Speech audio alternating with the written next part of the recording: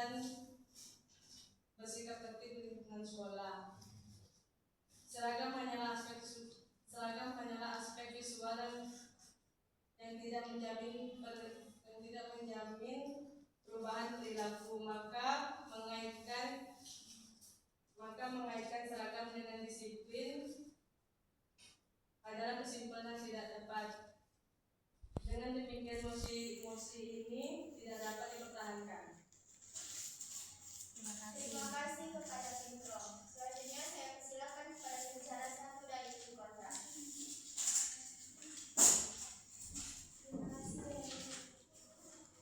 Terima kasih kami dari tim kontra menolak mosi tersebut. Mengait dengan seragam dan kedisiplinan adalah anggapan yang keliru. Disiplin adalah sikap kesadaran diri dari siswa, bukan sekedar hasil dari berpakaian. Faktanya banyak siswa yang berseragam rapi tetap melanggar aturan, datang terlambat dan tidak mengerjakan tugas. Seragam hanya mengatur penampilan luar, bukan perilaku. Oleh karena itu, mengatakan seragam membuat siswa disiplin adalah penyederhanaan masalah pendidikan. Terima kasih kepada tim kontra. Terima kasih terakhirnya. Selanjutnya sisi tanggapan oleh pembicara kedua dari tim pro. Kepada tim pro kami persilakan. Menanggapi pernyataan ini, tim kontra, kami melihat adanya kekeliruan logika. Disiplin memang berasal dari kesadaran diri, tetapi dibentuk melalui kebiasaan. Salah satunya melalui aturan pembelajaran. Seragam adalah simbol kepatuhan yang dilatih setiap hari. Kami menanggapi tim kontra. Jika seragam tidak berpengaruh, mengapa hampir semua institusi formal sekolah, militer, hingga tempat kerja menerapkan aturan berpakaian? Terima kasih. Terima kasih kepada tim pro. Selanjutnya sesi tanggapan oleh pembicara kedua dari tim kontra. Kepada tim kontra kami persilakan. Dari argumen tim pro memperlihatkan seragam hanya memiliki sifat simbolik bukan substantif. Aturan berpakaian tidak otomatis menciptakan pakaian disiplin. Tanpa pembinaan yang kuat, seragam hanyalah pakaian tanpa makna. Banyak siswa yang taat berseragam karena takut hukuman, bukan karena kesadaran. Kami bertanya balik, apakah disiplin diciptakan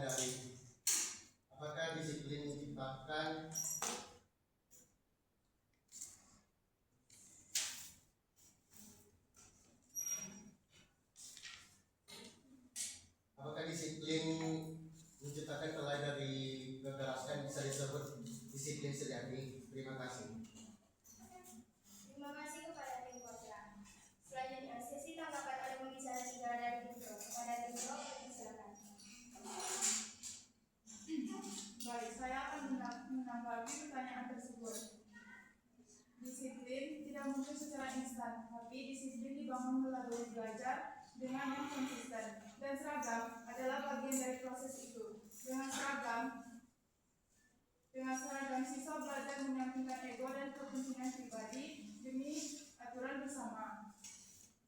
Tanpa seragam, potensi perbedaan sosial dan gaya berpakaian justru menimbulkan kecemburuan dan tidak teraturan. Kami mempertanyakan, apakah tim kontrak siap menghadapi kekacauan jika aturan seragam dihilangkan? Terima kasih. Terima kasih kepada tim pro. Selanjutnya sesi tanggapan oleh pembicara tiga dari tim kontra. Kepada tim kontra kami persilakan. Kami menolak anggaran tersebut. Bersuara tidak berasal dari seragam, tapi dari berbagai manajemen sekolah. Disiplin bisa dibangun melalui kesadaran guru dari sekolah dan aturan yang konsisten. Faktanya, banyak sekolah tetap disiplin meskipun menerapkan kebijakan berpakaian fleksibel. Ini membuktikan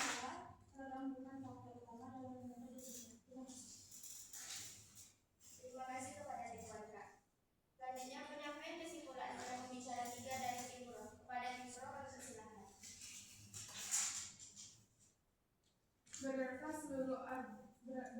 seluruh argumen yang telah disampaikan, kami menyimpulkan bahwa seragam sekolah berperan penting dalam membentuk kedisiplinan siswa.